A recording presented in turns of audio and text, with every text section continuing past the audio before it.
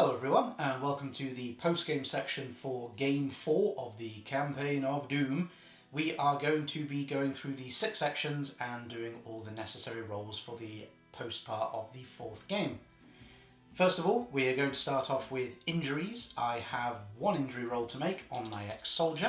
Let's see what he gets. A 10. So, unfortunately, he is dead.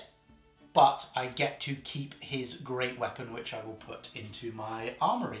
Next, my opponent has 4 rolls to make for their alchemist, 2 of their cultists with bludgeons, and the fanatic on the end. So my opponent's now going to roll for each one, and then we'll work out at the end what's happened. Roll that again. Okay, so that's a 6 for the alchemist. And for the cultist. 4 for them. And 9 for the cultist with a skill. And then the last one is a 5.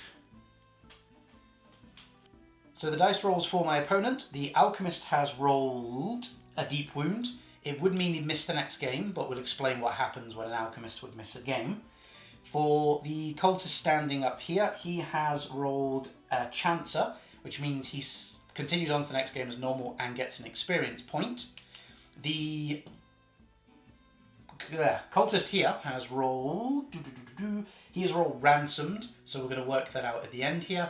And this fanatic on the end has rolled amnesia, so he's fine for the next game, but he will lose any experience points he would have gained up to this point. However, he actually hasn't gained any experience points, so he doesn't lose out here. For the ransomed cultist, we now roll 3d6. My opponent's just going to do that now. Ooh, and that would be 12. So if my opponent wanted to keep this model, who does actually have a skill, that is the one who rolled the skill last time, they would have needed to have paid 12 coins. Unfortunately, they only have a grand total of 5 coins, 2 that they had stored and 3 that they had for the loot from the previous game. So unfortunately they're actually unable to pay that, and this model is removed from their group. Now we've had the first instance of this where an alchemist has been removed from the game and also rolled a result that would cause him to not be part of the next game. Now in that case, because the alchemist should be featured in every game, either the original or a replacement, this means that my opponent will continue on with the rest of the post-game, but they will not be able to do their recuperation, nor will they be able to make their exploration roll. However, the alchemist will start in the next game as normal, so he doesn't suffer any further lasting injuries.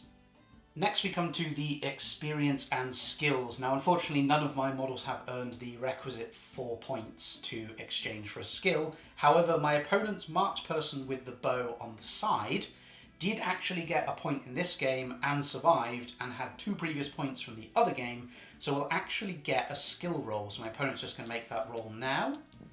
And they've got a 6, which is street smart. So that model gets a -1 intelligence to a minimum of 2.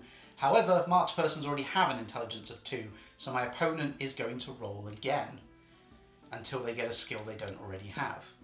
8.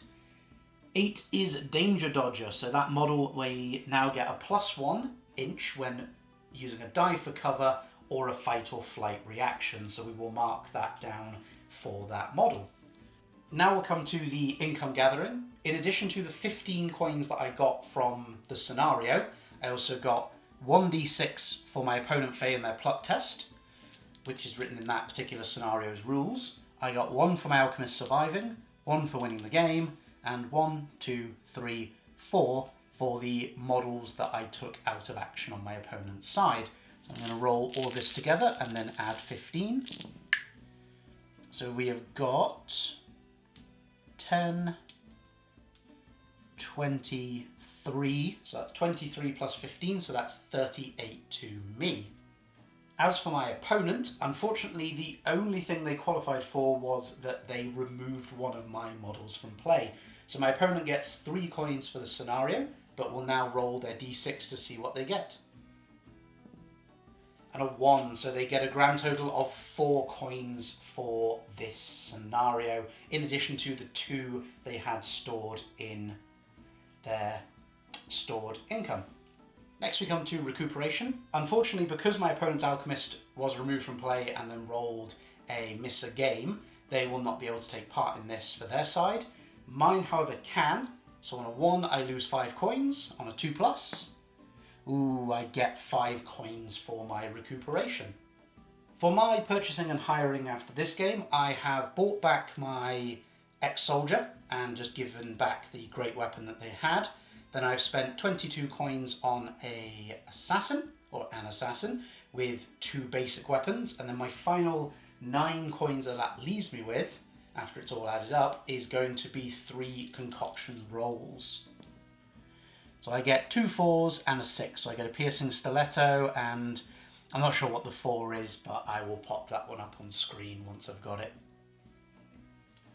As for my opponent, they're going to spend their 6 coins on 2 rolls for concoctions. Let's see what they get.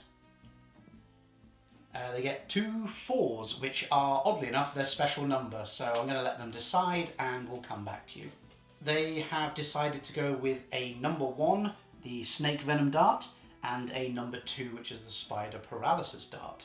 Last but not least, we come to the exploration. Unfortunately, again, because my opponent's alchemist was removed and would miss a game, they don't get to do this like with recuperation, so it's just going to be myself getting an 8, which is countercharge. So that allows me to pick one of my models after both players have deployed and make a regular 6-inch move with them before the game begins. With that, we come to the end of this post-game for part 4. Join us next time when we will do game 5, where we're going to go off this time and do the 2 strongest warbands or fighting groups against each other. So look out for that coming out on Sunday.